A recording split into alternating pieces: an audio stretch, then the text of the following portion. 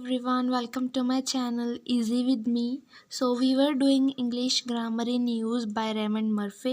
So हमने अपने previous third unit जो है 1, 2, 3 ये तीनों complete कर ली हैं. Now our topic is unit number 4. So it's again about present simple and present continuous, but it's part 2.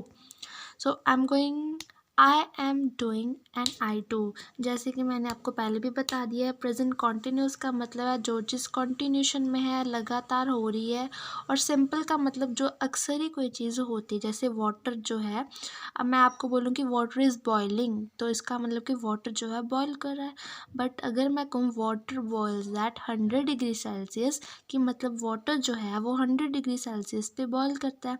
सो एक में है वाटर अभी बॉयल कर रहा है और एक में है कि वाटर इतने टेम्परेचर पे बॉयल करता है. So the first one is present continuous, and the second situation where the temperature is described is the present simple situation. Now moving to this unit, it's about we use continuous form for actions and happenings that have started but not finished. So उसके लिए लगाएंगे जो चीज़ present continuous में जो action पहले से हो रहा है बट अभी फिनिश नहीं हुआ. जैसे they are eating, it is raining, तो मतलब वो खा रहे हैं, बारिश हो रही है. सो ये सारी चीज़ें. Some verbs for example know and like are not normally used in the way. मतलब जैसे नो और लाइक ये ऐसी वर्ब्स हैं जिसके साथ प्रेजेंट कॉन्टिन्यूस का यूज़ नहीं होता. जैसे नो, आई नो का मतलब है मैं मुझे पता है. सो आई नो मुझे पता है, लेकिन आई नोइंग कभी नहीं लगाते हम. और यहाँ पर लाइक के साथ आई लाइकिंग भी नहीं लगाते. आई लाइक का मतलब मुझे ये पसंद है, so I like, not I am liking. So ये गलत हो जाए, आपको बस ध्यान रखना. नो और लाइक ऐसी वर्ब्स हैं जहाँ पर कॉन्टिन्यूस नहीं लगेगा. So the following verbs are not normally used in the present continuous. ये सारी वर्ब्स हैं, आप इनको एक बार याद कर लेना कि यहाँ ये वाली वर्ब्स हैं और इनके साथ जो है प्रेजेंट कॉन्टिन्यूस नहीं यूज़ होता. जैसे लाइक, नो, बिलोंग. लाइक का मतलब पसंद, नो का मतलब किसी चीज़ की पहचान होनी है आपको, और बिलोंग का मतलब है किसके साथ संबंधित है. जैसे इट बिलोंग्स टू मी, ये बुक मेरी है. वांट का मतलब आपको कुछ चाहिए, यू वांट समथिंग. नीड का मतलब ज़रूरत. प्रेफर का मतलब कि अगर आप किसी चीज़ को, यानी कि I prefer this restaurant than that restaurant. मतलब प्रेफर मतलब कि आप कहते हो कि हाँ ये ज़्यादा बेटर है उससे, सो प्रेफर का ये. रियलाइज़ मतलब महसूस. फिट मतलब कि आपको फिट, जैसे बोलते हैं this is not fit for drink, this water is not fit for drinking, मतलब ये जो वाटर पानी पीने के लिए ठीक नहीं है. सो कंटेन का मतलब प्रेजेंट है कोई. दिस जग कंटेन्स वाटर, इस जग में पानी है, सो वहाँ पर कंटेन. सपोज का मतलब है कि आप कुछ सोच रहे हो. जैसे आई सपोज, जैसे आप कहते हैं suppose the glass of water contain X molecules of water. So मतलब सपोज का मतलब हुआ कि कोई चीज़ आप ऐसे फील कर रहे हो कि हाँ ऐसा हो सकता है, बट फिक्स नहीं होती. मीन का मतलब है मतलब कंसिस्ट, मैंने बता दिया. सेम का मतलब देखना, अंडरस्टैंड समझना. बिलीव विश्वास. रिमेंबर मतलब याद करना, रिमेंबर कर लो, अपने दिमाग में बिठा लो, समझ लो. So examples are I am hungry, I want something to eat. जैसे वॉन्ट मैंने आपको बताया यहाँ पर, इसके साथ ये सारी जो वर्ब्स जो है इसलिए लगाएंगे क्योंकि इनके साथ आईएनजी नहीं लगेगा कभी भी. सो जैसे वॉन्ट पिक करा और I am hungry, I want something to eat. So यहाँ पर कॉन्टीन्यूस तो है कि मतलब आपको भूख लग रही है और आप कुछ खाने के लिए चाहिए, आपको भी भूख लग रही है, but not I am wanting नहीं लिखोगे आप. सो ये रॉन्ग होगा. Do you understand what I mean, कि आपको समझ लगी कि मैं क्या कहना चाहती हूँ. So do you understand what I mean. So mean के साथ यहाँ पर मैंने आपको मीन भी पढ़ा दिया है. What is mean, yes here it is. So mean के साथ आईएनजी नहीं लगेगा. Next is Anna doesn't seem very happy at that moment, कि एना जो है उस वक्त खुश नहीं लग रही. सो सेम यहाँ पर और सेम के साथ भी आईएनजी नहीं लगेगा. सो ये सारी वर्ब्स हैं and examples related to that. Next is think. Think का मतलब होता है सोचना. व्हेन थिंक मीन बिलीव और have an opinion, we don't use the continuous. मतलब थिंक के अलग अलग मीनिंग निकलते हैं. जैसे आप थिंक का मतलब कि बिलीव, जैसे आपकी राय में, कैसे आप कहते हो I believe that, I think this is not good for you, मतलब आप बिलीव करते हो। जैसे यू हैव एन ओपिनियन, आपकी राय है ऐसे में कि आप ये अच्छा नहीं। सो जैसे यहाँ पर I think Mary is Canadian, आपको लगता है कि ये आपका बिलीव है और आपका एक ओपिनियन है, राय है कि मैरी जो है वो कैनेडियन है, मतलब कनाडा में रहती है। But I am not sure, कि आप श्योर नहीं हो, पक्का नहीं पता, बट ऐसा महसूस करते हो। So not I am thinking, think के साथ आईएनजी नहीं लगेगा यहाँ पर। What do you think of my plan, कि आपको मेरे प्लान के बारे में कैसा लग रहा है, आपका क्या ओपिनियन है कि मेरा प्लान कैसा है। So what is your opinion, आप इसको इसके साथ शिफ्ट कर सकते हो, सब्सटीट्यूट है इसका। जैसे व्हाट्स योर ओपिनियन मतलब आपकी क्या राय है, और आप सिंपली इसको ऐसे बोल सकते हो what do you think of my plan, कि मेरे प्लान आपको कैसा लगा। व्हेन थिंक मीन्स कंसिडर, अगर थिंक का मतलब है कंसिडर, मतलब कि आप किसी को कोई राय देते हो कि आप ऐसा कर लो। जैसे ये तो आपका थिंक हुआ कि आप ऐसा फील करते हो कि हाँ ऐसा है, लेकिन अगर इसमें थिंक का मतलब है कि आप किसी को कंसिडर करते हो, राय दे रहे हो कि हाँ ऐसा ऐसा है, मतलब फिक्स्ड टाइप का कुछ है।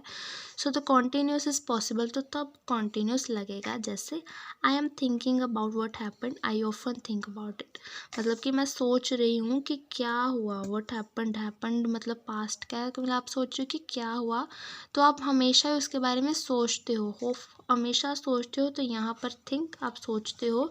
सो इस वक्त आप सोच रहे हो, so you are thinking. Okay, Nicky is thinking of giving up her job, मतलब निकी जो है वो सोच रही है कि मैं अपनी जॉब जो है, नौकरी जहाँ पर वो करती है उसको छोड़ दूँ।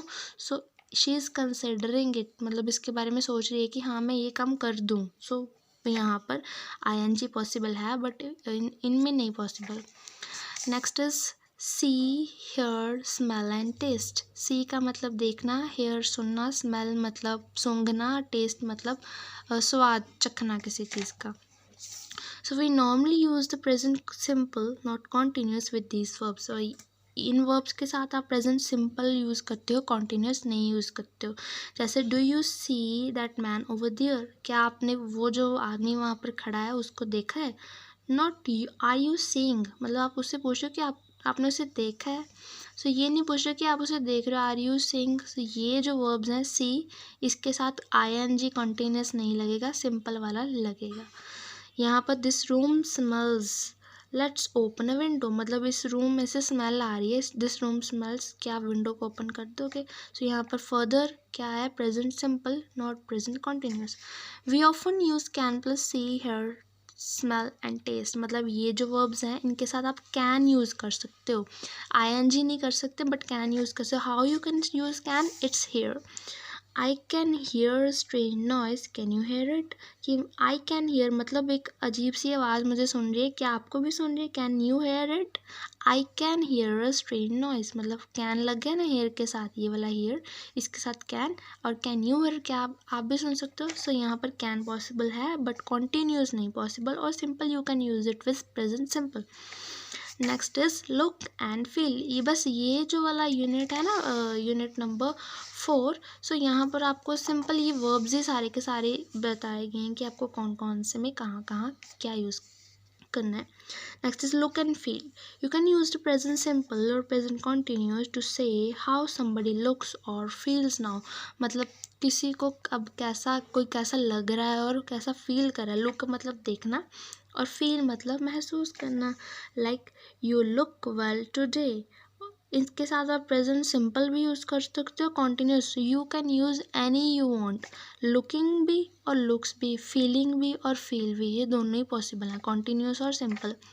यू लुक वेल टुडे और you are looking well today, आप आज अच्छे लग रहे हो, यू लुक वेल टुडे और यू आर लुकिंग, दोनों का सेम ही मतलब है। How do you feel now, अब आप कैसा फील कर रहे हो। How are you feeling now, so इसका भी सेम मतलब है कि आप अभी कैसा महसूस कर रहे हो। But I usually feel tired in the morning, आप जो सुबह है टायर्ड फील करते हो, सुबह सुबह आपको टायर्ड महसूस करते हो। So not I M usually feeling, अभी सुबह आप टायर्ड महसूस करते हो। सो ये यूजुअली आ गया ना कि आमतौर पे ये बात होती है, बट यहाँ पर ये नहीं आएगा कि आई एम यूजुअली फीलिंग, उस जब आप बात करो तभी आप टायर्ड फील नहीं कर रहे हो। हाँ, जब भी आप उठते हो सुबह तो तभी आप टायर्ड फील करते हो। सो ये यहाँ पर इस बात का ध्यान रखना है। Got it? So next is he is selfish और he is being selfish। दोनों का अलग मतलब है। जैसे he is selfish, वो selfish है। he is being selfish मतलब कि वो selfish नहीं है लेकिन selfish बनने की ट्राई कर रहा है। so यहाँ पर आप देखो he is being मतलब behaving और acting।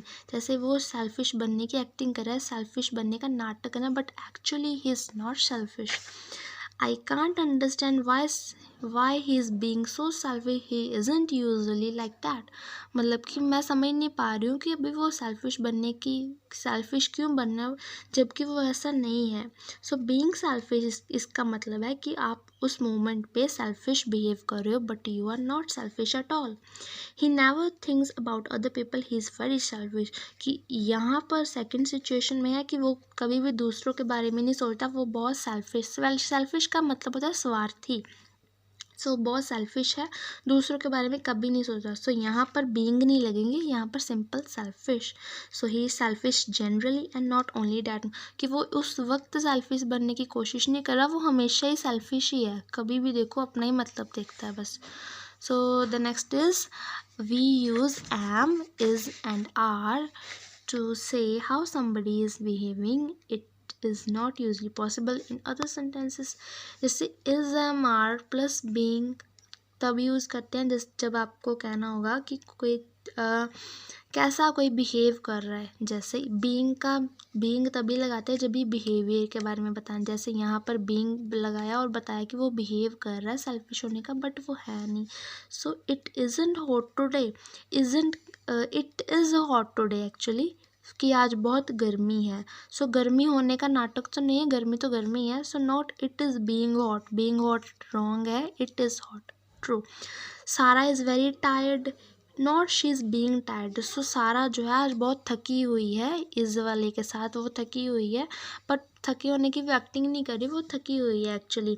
सो ये थे हमारे कुछ वर्ब्स। आई होप कि आपको ये सारे के सारे समझ आ गए। आपको इसमें से कुछ नहीं करना, बस ये जो वर्ब्स हैं उनको अच्छे से एक बार लर्न कर लेना और देख लेना कि किस किस के साथ में कैसा लगा। अगर आपको ये वीडियो अच्छी लगी है तो वीडियो को लाइक और चैनल को सब्सक्राइब कर दो। और हम इनकी जो एक्सरसाइजेस हैं, ये एक्सरसाइजेस वो भी सॉल्व करेंगे। So thank you and stay tune.